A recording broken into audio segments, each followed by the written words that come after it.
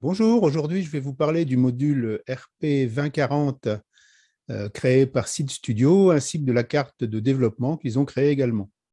Alors avant ça, on va revenir tout au début du Raspberry Pi Pico. On est le 21 janvier 2021 et la fondation nous sort cette petite chose, le Raspberry Pi Pico. C'est un microcontrôleur avec un processeur 2 cœurs. Donc ça se vend très bien, ça marche très très vite et très rapidement, ils disent on va commercialiser le microcontrôleur, comme ça les gens pourront créer leur propre carte. Et effectivement, c'est ce qui va se passer puisque très vite, de nombreux fabricants vont utiliser ce RP 2040 pour créer leur propre carte. Alors Seed Studio a également proposé des solutions, et en particulier cette petite carte qui intègre un ESP8285 avec le RP 2040, ce qui lui donne l'accession au Wi-Fi. Tout ça dans cette petite puce. Et on voit qu'on peut la monter donc sur une carte, la souder sur une carte. Pour ceux qui ne veulent pas créer leur propre carte de circuit imprimé, Seed Studio a sorti cette carte, qui est une carte de développement qu'on va pouvoir alimenter par une prise USB-C. À l'arrière, vous avez tous les repères qui vont vous permettre de savoir sur quoi vous vous connectez, sur quel GPIO. Voilà. Et de ce côté, vous avez les deux boutons, Boot et Run, ainsi que deux diodes, une qui va indiquer l'alimentation et une que vous allez pouvoir piloter par le GPIO 13, par exemple pour vérifier que votre carte fonctionne, mais qui peut vous donner des indications sur le programme en cours. La carte peut se programmer en MicroPython ou en C en utilisant l'IDE Arduino, puisqu'on a le compilateur Pico maintenant dans Arduino.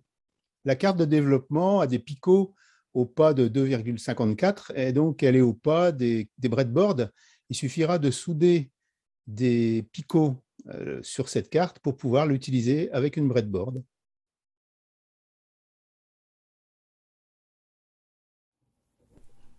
Voilà, donc on va commencer par mettre les picots dans la breadboard, ce qui fait que ça va maintenir les picots en position.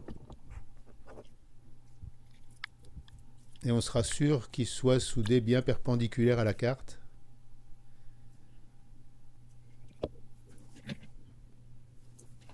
Un tout petit peu de soudure sur le fer pour faire le contact thermique. Et puis après, on met la soudure sur la pâte et pas sur le fer. La soudure doit s'étaler par capillarité, ça s'étale bien. Elle doit rester un peu brillante. Le fer doit être très propre.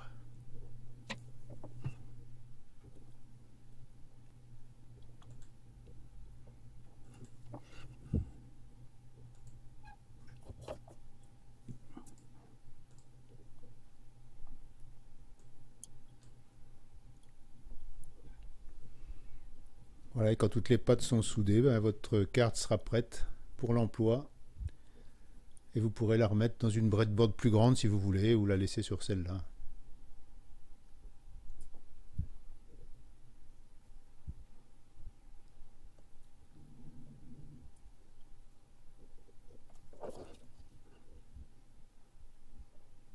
Voilà, vérifiez bien la qualité de la soudure et vous pouvez brancher. La LED s'allume, la LED Power s'allume, tout va bien.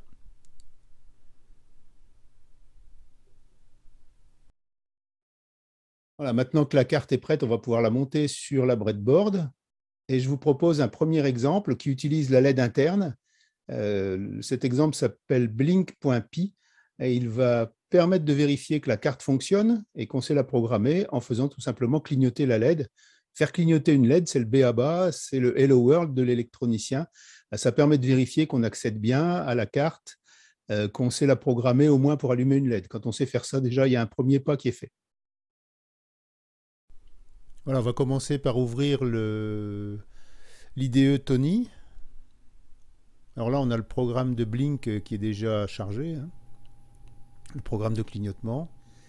Si je le lance, la LED va se mettre à clignoter, la LED User.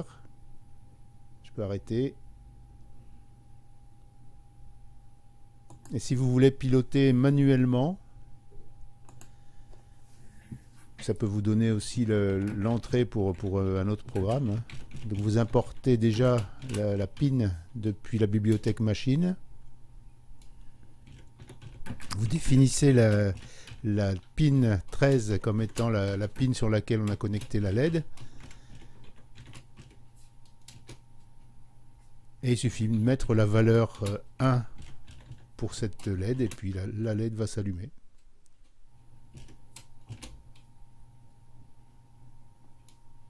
Et puis 0 pour éteindre.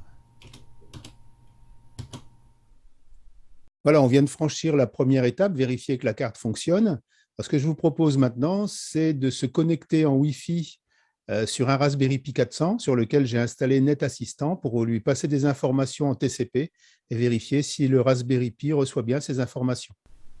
Alors ça, c'est NetAssistant. Là, il est en chinois au démarrage ou en japonais, je ne sais pas, hein. Je l'ai passé en anglais. Je vais dire que je suis en TCP et je mets l'adresse du serveur ainsi que son port, 8080, j'ai choisi. Et puis, je vais mettre le serveur en route en cliquant sur Connect. Donc là, sur mon Raspberry, j'ai un serveur TCP qui est en écoute. Donc on va lancer Tony IDE sur la carte Wayo RP2040. Dans ce programme, eh bien, on va se connecter sur le serveur et on va lui envoyer la phrase Hello Wayo WRP2040.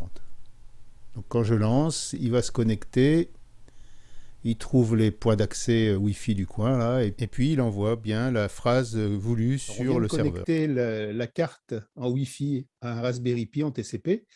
Alors, ce que je vous propose maintenant, c'est de passer par le protocole MQTT. On va faire envoyer une information, ce sera juste du texte, mais vous pourrez remplacer le texte par ce que vous voulez après.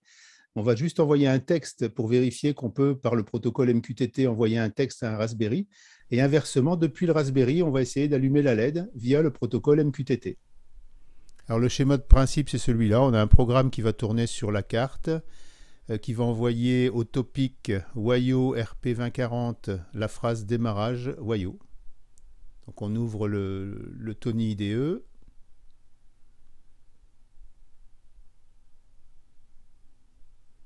On va importer les librairies dont on a besoin, Network, MQTT, Import Pin, il n'y a que celle-là qui compte ici. On va se connecter sur la box.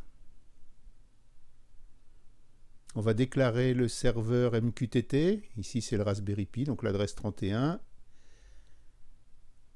On va créer un client sur le port 1883 et on va publier sur le topic Wayo souligné RP2040 la phrase démarrage Wayo qui devrait apparaître ici dans cette fenêtre où je vais lancer un consommateur, donc un subscriber sur le même topic.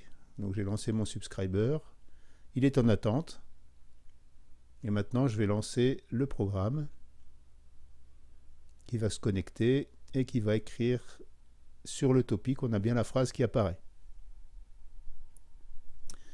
Ici, on va faire le chemin en sens inverse. On va avoir un publisher qui va envoyer on ou off dans un topic LED et qui va allumer ou éteindre la LED. Donc, j'ai ouvert deux fenêtres sur la droite. J'ai une fenêtre qui est un publisher avec lequel je vais pouvoir envoyer manuellement les commandes et puis l'autre qui est un subscriber qui est connecté également sur le même topic LED pour voir ce qui se passe. Côté Tony IDE, le début est pareil, on charge les librairies, on se connecte. Ici, on va déclarer la LED, le serveur, le topic LED sur lequel on va mettre le subscriber pour qu'il vienne voir. Ici, on a la fonction MQTT callback, c'est celle qui est appelée quand un message MQTT arrive. Donc, quand le subscriber détecte un message, il lance cette fonction. Et c'est ici que je vais allumer la LED ou l'éteindre avec on et off. Déclaration du client ici.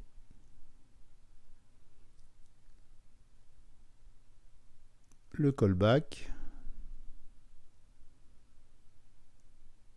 Et enfin, la boucle, c'est une boucle dans laquelle on a un wait message, on tourne en boucle. Alors il y a un slip de 1 seconde pour ne pas bouffer tout le temps machine, en fait, toute la puissance. Donc on se connecte. Le subscriber est en attente.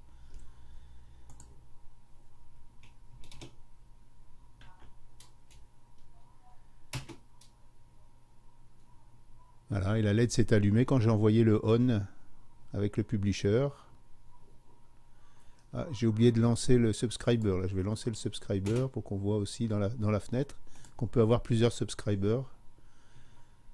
Donc, je vais lancer un off pour éteindre la LED. Et on voit que le off est apparu dans la fenêtre du bas également, puisque la carte RP, la carte RP 2040 et la fenêtre du bas sont sur le même topic LED.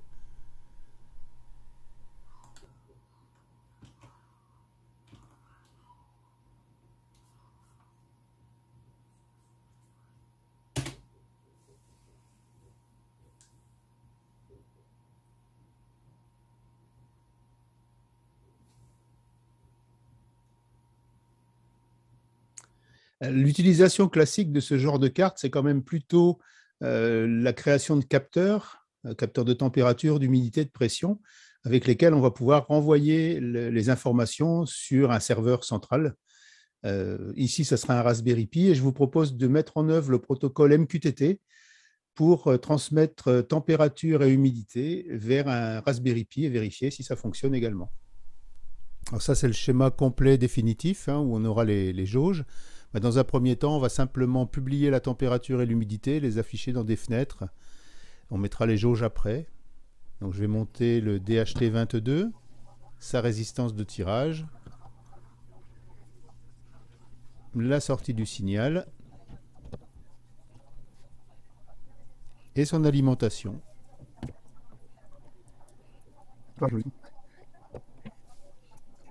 Alors vous trouverez le schéma dans l'article sur Framboise 314.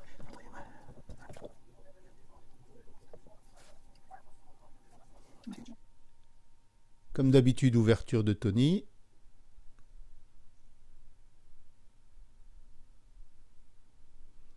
Alors dans un premier temps, ici, on va simplement vérifier que le DHT22 fonctionne. Là, on déclare le DHT22, on va le lire et on va simplement afficher la température et l'humidité dans la fenêtre du bas, dans la fenêtre de Shell, la console, qui est en bas de la fenêtre de Tony. Donc on voit qu'on a ici une température de 21,6 degrés et une humidité de 11% à peu près. Donc ça fonctionne. On va maintenant pouvoir envoyer ces informations au broker.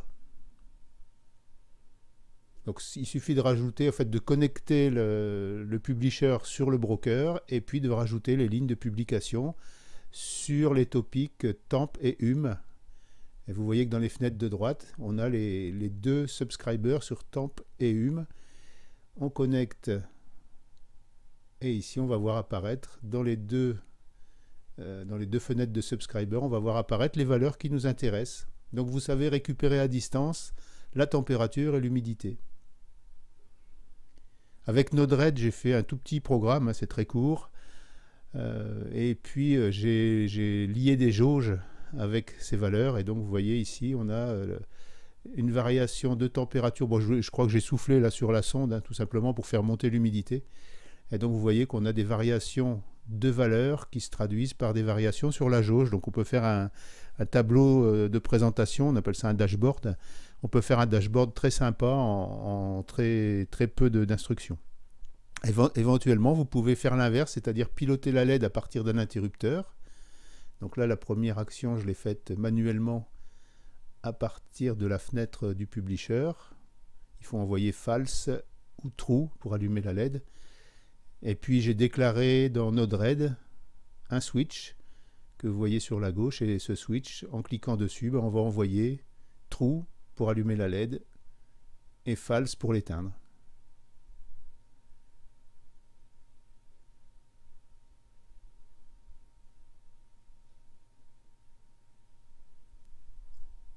Voilà, maintenant vous avez vu plusieurs exemples de ce qu'on peut faire avec cette carte. Il y a un wiki qui donne d'autres exemples avec des programmes qu'il suffit de recopier et de modifier. Alors vous avez maintenant de quoi démarrer avec ce genre de carte et je vous laisse vous amuser. Et puis je vous dis à bientôt sur Framboise 314.